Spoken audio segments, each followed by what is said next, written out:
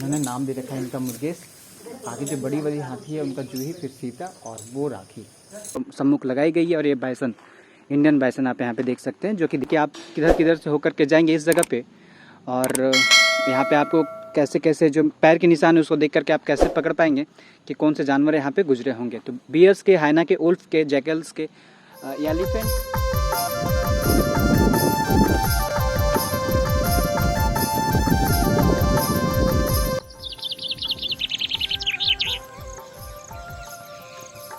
जोहार और good morning आप सबको।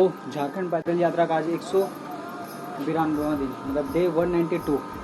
इस वक्त मैं बालकोनी में उसी ट्री हाउस के, जैसा कि आपने डे 190 के वीडियोज़ में देखा होगा। डे 191 में इस ब्लॉग को शूट करना था, बट मैं शूट कर नहीं पाया था। और आपको जैसे कि पता है, मैं अभी हूँ बेतला नेशनल पार्क में, और यहाँ से ट्री हाउस से नज़ारे देखने का मज़ा ही कुछ और है। अगर आप लोगों ने नहीं देखा होगा ट्री हाउस है कैसा, तो अंदर से तो बिल्कुल ऐसा है, मस्त। इसको मैं बंद कर देता हूँ, एसी चल रही है तो सारा कुछ बंद कर देता हूँ। और अब मैं यहाँ से निकलने लग रहा हूँ, तो बाकी सारी चीज़ें पैक कर ली है मैंने।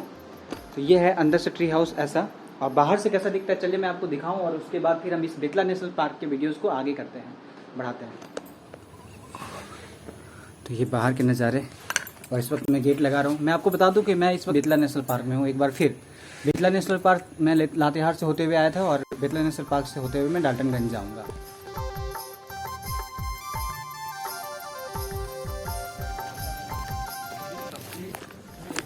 मैं यहाँ से बाहर निकलूँ उससे पहले मैं आपको दिखाना चाहूँ कि बेतला नेशनल पार्क में ऐसी कौन सी ऐसी चीज़ें हैं जो आपको देखने के लिए मिल जाती हैं, और क्या सारी सुविधाएँ हैं जब आप यहाँ पे आओ घूमने के लिए, तो आपके लिए जो है वो तैयार खड़ी मिलती है। उसके पूर्व मैं आपके साथ जिक्र ये करना चाहूँगा कि ये जगह तकरीबन रांची से 160 किलोमीटर दूरी में स्थित है, और 25 किलोमीटर डाल्टनगंज से इसकी दूरी पड़ती है। Railway station near by Daltonganj है। और मैं आपको कहना चाहूँ कि हमारे भारत का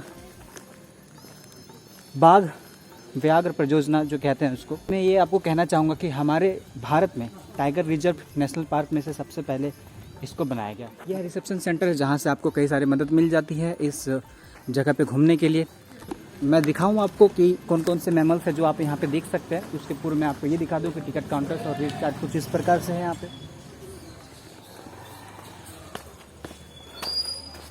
यहाँ पे सभी चीज़ों की जो है वो रेट तय कर ली गई है कि आपको इतने रुपए देने पड़ेंगे। इसके साथ मैं आपको बोल दूँ कि आप पलामू रिजर्व वाले जो वेबसाइट होती है, जिसको मैंने डिस्क्रिप्शन में दे रखा है और इस वक्त स्क्रीन पे चल रही है, उससे भी आप संपर्क कर ले इस पार्क में जब भी विजिट करना हो तब, या उसके पूर्व। चलिए अब मैं आपको दिखाऊं कि कौन से ऐसे चीज़ें हैं जब आप बेतला नेशनल पार्क घूमने के लिए आएंगे तो देख सकते हैं।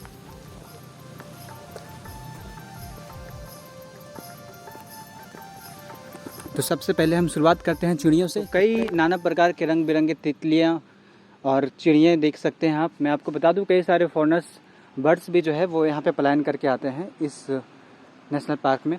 और इसके साथ इस जगह पे आप देख सकते हैं कि इतने सारे मैमल्स जो है वो स्पॉटेड हो सकते हैं बाघ के साथ साथ। तेंदुए तो आपको काफ़ी मात्रा में मिल जाते हैं, आपको एलिफेंट्स मिल जाता है, जैकॉल मैंने देखा, यहाँ पे हरिन देखी, और हिरन के बहुत सारे प्रजाति आपको देखने के लिए मिल जाते हैं।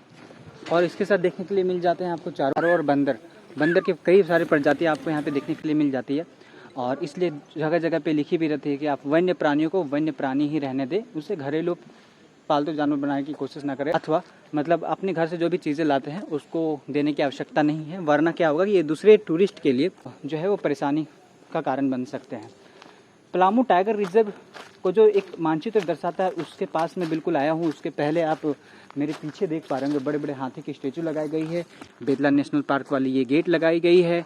कुछ हरिन आप देख सकते हैं जो उसके गेट के सम्मुख लगाई गई है। और ये बाइसन, इंडियन बाइसन आप यहाँ पे देख सकते हैं जो कि दिखाई गई है। मैं आपको बता दूं कि सारंडा का जंगल बेतला नेशनल पार्क में आपको ये आम है, ये दिख ही जाएंगी आपको जब भी आप यहाँ पे सफारी करने के लिए निकले। तो ये एक पलामू टाइगर रिजर्व का एक मानचित्र दर्शाता है, दिखाता है कि आप किधर किधर से होकर के जाएंगे इस जगह पे, और यहाँ पे आपको कैसे कैसे जो पैर के निशान है उसको देख करके आप कैसे पकड़ पाएंगे कि कौन से जानवर यहाँ पे गुजरे होंगे। तो बियर्स के, हाइना के, उल्फ के, जैकल्स के, एलिफेंट्स के, ये सारे जो आपको पदचिन्ह हैं ये देख करके भी आप समझ सकते हो जब भी आप सफारी करने के लिए निकलो। तो कई सारे डू एंड डोंट का प्रयोग किया जाता है जब भी आप नेशनल पार्क घूमने के लिए निकलते हैं, तो उसकी मैंने स्क्रीन पे दिखा दी है कि आपको क्या करना चाहिए क्या नहीं करना चाहिए। अच्छा, सफारी करने के लिए आपको कितने रुपए की ज़रूरत पड़ जाएगी, कैसे कैसे आप गाड़ियों को हायर करोगे, वो सारी चीज़ें जो है वो आपको वेबसाइट में मिल जाएगी। आप चाहो तो उसमें विजिट कर सकते हो। कुछ ऐसे प्राइवेट ऑर्गेनाइजेशन भी होती हैं जो आपको बेतला नेशनल पार्क के टूर भी करवाती है। वैसे मैं बता दूं कि मैं जहाँ पे रुका हुआ था वो ट्री हाउस, यहाँ आने के बाद आप उसको भी मतलब रेंट पे ले सकते हो और उसमें भी बैठ करके अपने वक्त बिता सकते हो। सुबह शाम मेरे जैसे हरिण देख सकते हो, कई हाथियाँ आपको यहाँ पे देखने के लिए मिल जाएंगी। इस नेशनल पार्क में एक और खूबसूरत चीज़ क्या है, वो ये है कि बच्चों के खेलने के लिए भरपूर इंटरटेनमेंट जो है वो उसकी इंतज़ाम कर रखी गई है ताकि बच्चे बोर ना हो, क्योंकि बच्चों को उतना जानवरों से मतलब नहीं होता। हाँ, बंदर दिख करके ज़रूर खुश होते हैं, बट मैं फिर भी बताना चाहूँगा कि बंदरों से सावधान ही रहें, क्योंकि कई सारे झुंड आते हैं और ये वो बंदर नहीं है जो सर्कस में रहते हैं। आप से समझ पा रहे हैं। वैसे मैं एक और बात मैं बता दूं कि हमारे झारखंड में साल, बांस, महुआ, इन सब के पेड़ बहुत आयत मात्रा में मिलते हैं, तो यहाँ पे भी साल के पेड़ जो हैं काफ़ी देखने के लिए आपको मिल जाएंगे। तो इस वक्त मैं ऊपर में हूँ। मैं आपको बता दूँ कि जब भी आप घूमने के लिए आते हैं तो आपके लिए खाने पीने की अरेंजमेंट इस कैंटीन में हो सकती है। आप चाहे तो यहाँ पे कांटेक्ट कर ले। ये टूरिस्ट कैंटीन इसीलिए ही बनाया गया है ताकि आपको अगर भूख लगे तो इस जगह पे आकर के आप खा सकते हो। बेसिकली मैं यहाँ से अभी निकल रहा हूँ। मैंने 2 दिन यहाँ पे टाइम एक्सपेंड की और ये बिल्कुल ऑफ सीज़न है। इस वक्त वो ब्रीडिंग का टाइम है, जिसकी वजह से मैं जंगल सफारी नहीं कर पाया, अन्यथा आपको ज़रूर दिखाता। और बिल्कुल मेरे सामने डायरेक्टर लॉन्ज है। मैं आपको बता दूं कि कोई भी ऑफिसर ग्रेड के लोग जब भी आते तो इस जगह पे ठहरते हैं। वैसे इसके पहले तो मैंने आपको जो ये है ट्री हाउस है उसको तो मैंने आपको दिखाई दी। चलिए अब हम यहाँ से निकलते हैं, केचकी की ओर जाएंगे। केचकी एक संगम है जो औरंगा रिवर और बिल्कुल नॉर्थ कोयल रिवर का मिलन स्थल है। चलिए अब हम वहाँ पे मिले और कुछ इस पार्क के बारे में बताएं। वैसे गैस मैं यहाँ से निकलूँ, थोड़ी पानी भर लेता हूँ और मैं मिलाना चाहता हूँ भैया से। इन लोगों ने मेरा बड़ा ख्याल रखा, ये कैंटीन में ही रहते हैं और बड़ा टेस्टी खाना आपने खिलाया मुझे। वैसा कोई खास खिलाया नहीं है, अभी तो बंद के चलते है। अच्छा अच्छा, ये विभाग ये नहीं किया है, मगर हम अपने तरफ से जो है ना ये अच्छा अच्छा, थैंक यू सो मच।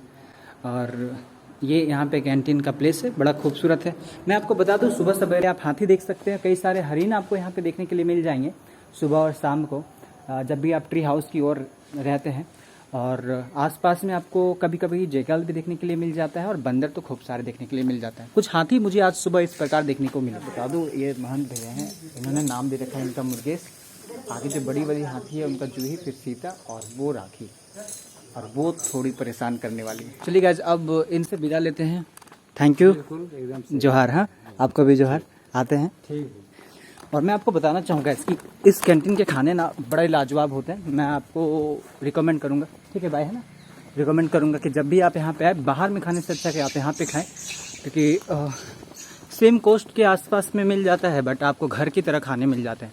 तो इससे बड़ी बात नहीं होगी कुछ भी जब आप यहाँ पे आते हो तो हेल्दी खाना खाते हो। चलिए अब हम यहाँ से निकले, बट मैं आपको बता दूँ तकरीबन 1000 किलोमीटर स्क्वायर में ये फैला हुआ पार्क, नेशनल पार्क। आगे आपको लातेहार डिस्ट्रिक्ट और पलामू डिस्ट्रिक्ट में इसकी जो क्षेत्र है संपूर्ण रूप से फैली हुई है। 1974 में जब इस पार्क का गठन हुआ था, निर्माण हुआ था, या फिर आप कह लें कि जब उस टाइम से सुचारू रूप से चलना स्टार्ट हुई, तब ये तकरीबन 1026 किलोमीटर स्क्वायर पे ये फैली हुई थी। बाद में बढ़ करके 289 I guess, if I am not wrong, या आप इसको 290 ही किलोमीटर मान लीजिए कि स्क्वायर थोड़ा सा और बढ़ गई। और ये बढ़ी थी महुआ डाँड़ के जो भेड़िया अभयारण्य है वहाँ से, वुल्फ सेंचुरियन से, जो कि लातेहार के महुआ डाँड़ प्रखंड में पड़ती है। चलिए अब हम यहाँ से निकलें, चूँकि इस वक्त ब्रीडिंग का टाइम है और अक्टूबर से पुनः चालू हो जाएगी यहाँ से जंगल सफारी। तो कई सारे गाड़ियाँ भी जो है आपको देखने के लिए मिल जाएंगी और बहुत सारे यहाँ पे आपको ट्रैवल एजेंट भी मिल जाएंगे जो आपको सुविधाजनक आपकी इस जर्नी को करते हैं। थैंक यू सो मच भैया, मिलते हैं आप लोगों से फिर, है ना। चलिए अब हम चले। केचकी एक संगम है उधर की ओर, और इस जगह पे एक झील भी है जहाँ पे जानवर आकर के पानी उनी पिया करते हैं। तो आपको कई सारे जो जानवर हैं वो देखने को मिल जाती हैं। तेंदुए तकरीबन 100 से ज़्यादा हैं और भी मैमल्स हैं जो वो देखने के लिए मिल जाते हैं। तो परसों या 2 दिन पहले मैं इधर से गया था बेतला नेशनल पार्क। अभी तकरीबन 8 किलोमीटर की जर्नी को मतलब तय करके चूँकि डाल्टनगंज की ओर जा रहा हूँ, तो बीच रास्ते में मुझे कैचकी नामक जो संगम है, जहाँ पे मैंने आपको बिगनिंग में बताया था 2 नदियों की, औरंगा और नॉर्थ कोयल की, तो ये संगम विजिट करना बड़ा इंपॉर्टेंट है। मैं चला संगम को विजिट करने के लिए। ये और रास्ते जाते हैं। मैं आपको बता दूं कि जब आप बेतला नेशनल पार्क घूमने के लिए आते हैं तो 2-3 चीज़ें और भी मिलती हैं। लामू का किला, ये वाला संगम, एक और जो इनकी अपनी झील है। तो इस रास्तों की एक और मज़ेदार बात यह है कि जंगल के बीच से ट्रेन गुजरती है केचकी के रास्ते। केचकी एक्चुअली एक गांव भी है, तो थोड़ी दूर में जाकर के एक गांव आपको मिल ही जाती है।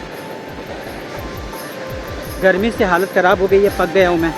तो ये है वो विहंगम दृश्य गाइस, वो संगम जिसमें औरंगा और नॉर्थ कोयल का मिलन होता है। There you go.